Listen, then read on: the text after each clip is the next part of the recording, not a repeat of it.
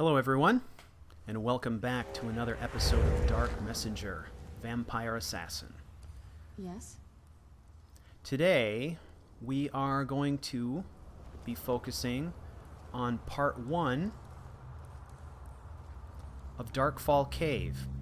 And we're not just going to Darkfall Cave, we are going to Darkfall Cave as a portion of the Dawnguard questline. My objective at this point is to wrap up this Dawnguard questline, and we are very close to doing that.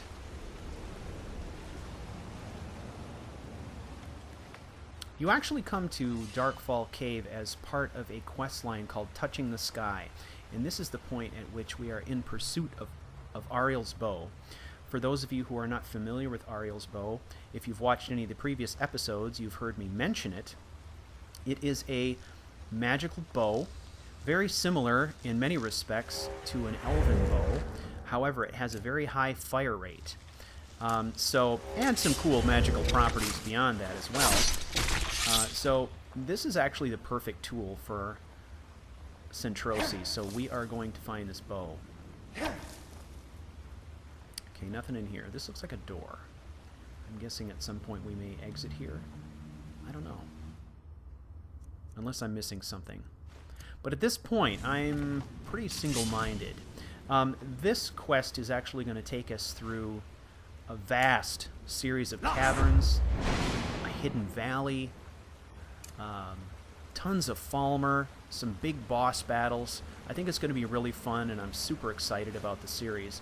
So this series is going to carry us all the way through to getting Auriel's bow, and then from that point on to our final confrontation with Harkon. So pretty excited about that. Alright, so we've come across the bridge, and I'm actually not seeing anywhere that we can go here. Down doesn't look very inviting.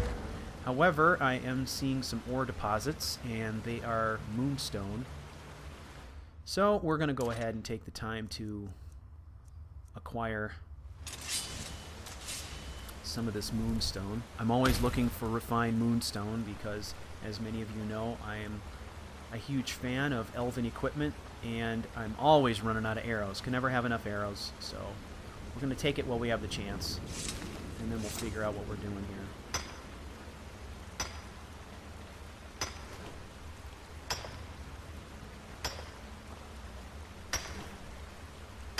So I've started to get some questions about this character specifically.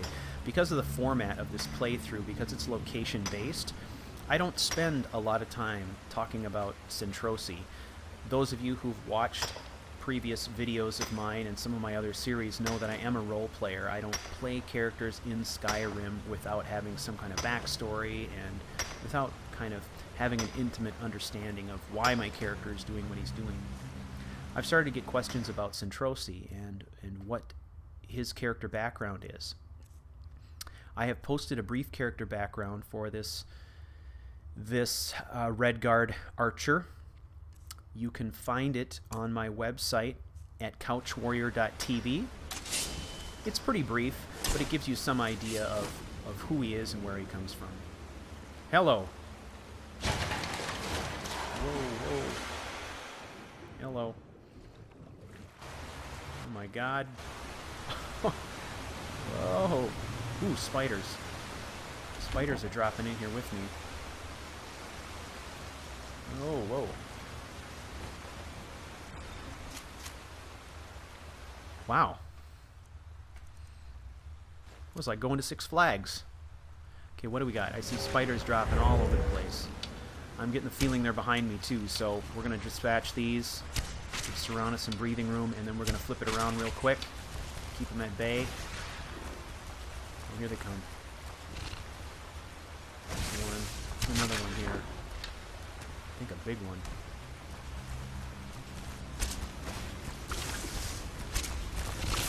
Very nice. Let's see if we can recover some arrows.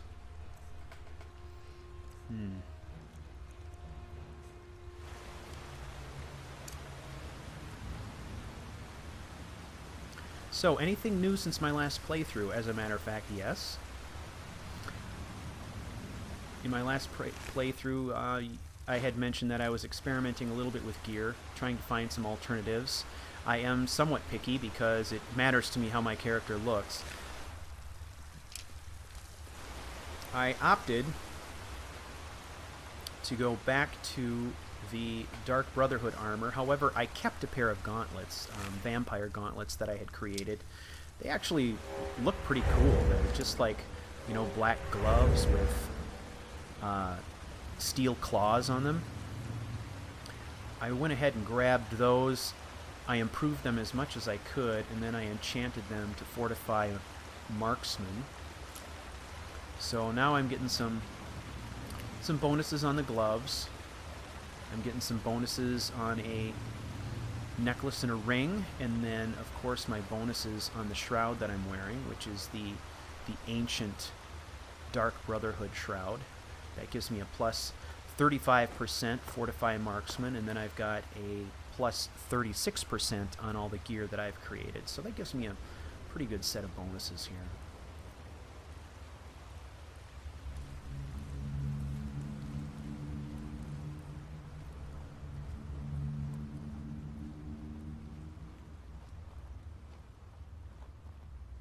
Man, it is dark. That is, even with my vampire sight, it is dark.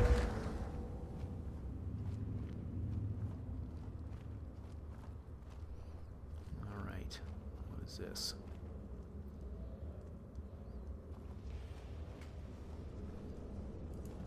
These people are... Why would anyone want to set up camp here? That is a good question. Got a note, a little bit of gold. Take a look at this note. Sister, I know that you'll come find me, but it will be too late. If you find this letter, get out of this forsaken cave as soon as possible. We were fools to think we could live so close to such creatures and live peacefully. I should have headed back to camp with you after we placed the torches down here. I thought these trolls would be different, that they would somehow understand that we didn't want to hurt them. I am now cornered, and it's only a matter of time before one of these trolls finishes me off.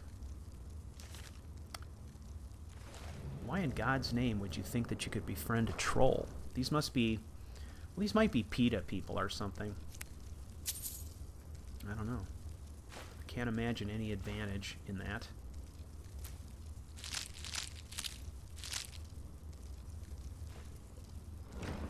Unless somehow they were aspiring Dawn Guard and thought they could train him. That seems unlikely. Wow. What do we got?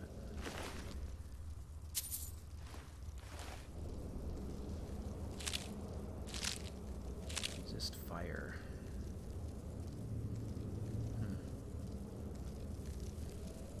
I don't know, I just feel like I'm so overburdened with potions. Most of the potions I find in-world as well are not as good as what I can make myself. There's a tripwire here. We're going to have Serana wait. Wait. What now? Yeah, I do say so, If you say so. Thank you. And I am just guessing that this tripwire is a drop trap, so it's going to drop some boulders or something crazy. I could jump over it, but I'm guessing Serana wouldn't, so I'm going to pop this trap. Yeah, there we go. They're going to fall from straight above. I should be able to outrun these boulders. So I'm going to jump over it, and then I'm going to sprint straight back up through it to where Serana is. Let him fall. And we'll just come down behind him.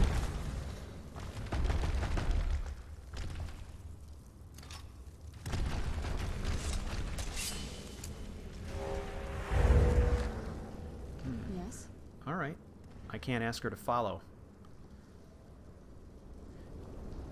My understanding, though, is that she's a critical part of this quest, so she's not going to stay behind for long. And if she does stay behind temporarily, that actually works in my favor, because it means I can stealth my way forward without her on my 6 the whole time, so that works to my advantage.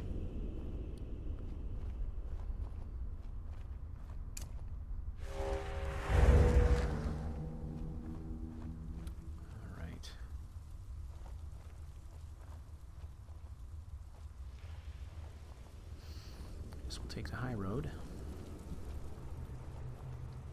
I'm pretty excited about finding this new bow and experimenting with some of the things that it can do. Although I have to say I'm going to be a little bit sad to hang up this elven bow. I actually smithed this bow myself at very low level a long time ago. And it's been coming up with me. And now here I am at level 48. Every opportunity I've gotten, I've improved it and I've enchanted it.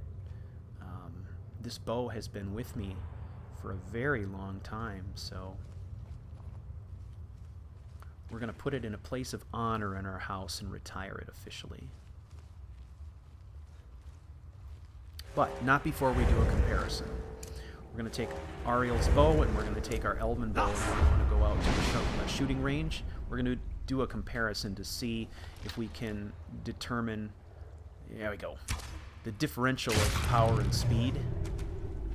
Because I've gotten very accustomed to firing this bow. I know what I need to do to lead a target with this bow.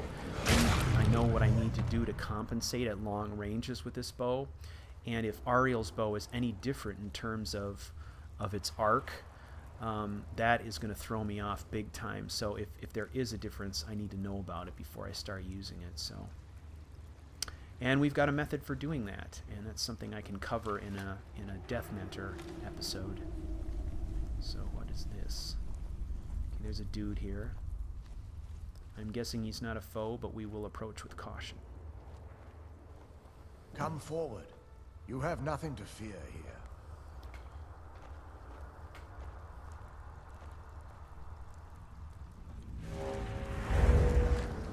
I am Knight-paladin Gelabor. Welcome to the great chantry of Auriel.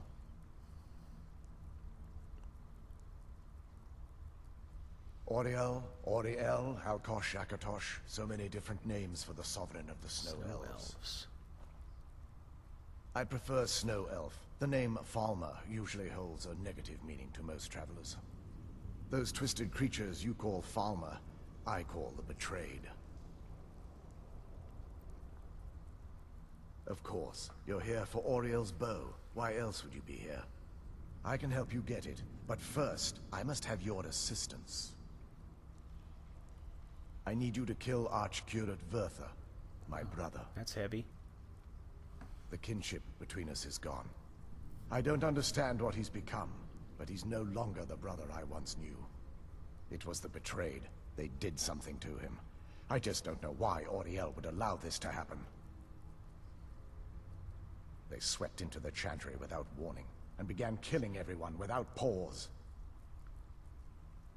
The chantry was a place of peaceful worship. I led a small group of paladins, but we were no match for the Betrayed's sheer numbers. They slaughtered everyone, and stormed the inner sanctum, where I believe they corrupted Vertha. So, what you may or may not know, of course, is that the Falmer that we see all over Skyrim he never looks as though are what has he's in pain or become under of the duress. Snow Elves. Just Apparently the stands Snow there and Elves were watches, once a very proud as though race, waiting.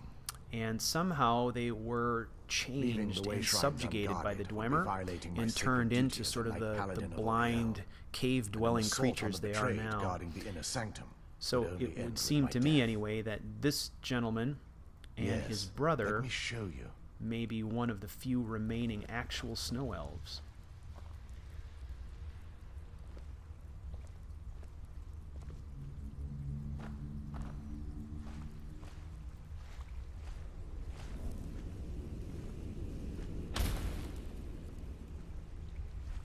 I don't see anything happening. Do I need to come up here and do something? And what? Can't talk to him. What's going on? Oh, Serana's here. What was that? Whoa! Incredible. This structure is known as a way shrine. They were used for meditation and for transport when the chantry was a place of enlightenment. Prelates of these shrines were charged with teaching the mantras of Auriel to our initiates. What's that basin in the center signify? Once the initiate completed his mantras, he'd dip a ceremonial ewer in the basin at the way shrine's center, and proceed to the next way shrine. So these initiates had to lug around a heavy pitcher of water. Marvelous. How long would they have to do that? Well, once the initiate's enlightenment was complete, he'd bring the ewer to the chantry's inner sanctum. Pouring the contents of the ewer into the sacred basin of the sanctum would allow him to enter for an audience with the arch-curate himself. All that just to end up dumping it out? Makes no sense to me. It's symbolic. I don't expect you to understand. So, let's get this straight. We need to do all that nonsense to get into the temples so we can kill your brother and claim Auriel's bow. I Wow, know there's a how lot to it do all here. sounds, but if there was another way, I'd have done it long So, ago. 5 way The shrines. only way to get to my brother is by following in the initiate's footsteps and traveling from way shrine to way shrine, just as they did. The first lay at the end of Darkfall Passage, a cavern that represents the absence of enlightenment. There are 5 in total, spread Okay. far apart across the chantry. Caves? Oh no. The chantry encompasses far more than a few caves, as you'll soon discover. But before I send you on your way, you'll need the initiate's ewer. Once you've located a way shrine, there'll be a spectral prelate tending to it. They will allow you to draw the waters from the shrine's basin, as if you've been enlightened. This may be the last time we're able to converse. If you have any questions before you leave, I suggest you ask them. Otherwise, all I can do now is grant you my Well, hopes let's get for to a it. safe journey. Thank you all for watching. I hope you will watch part 2 of this series. Dark Messenger.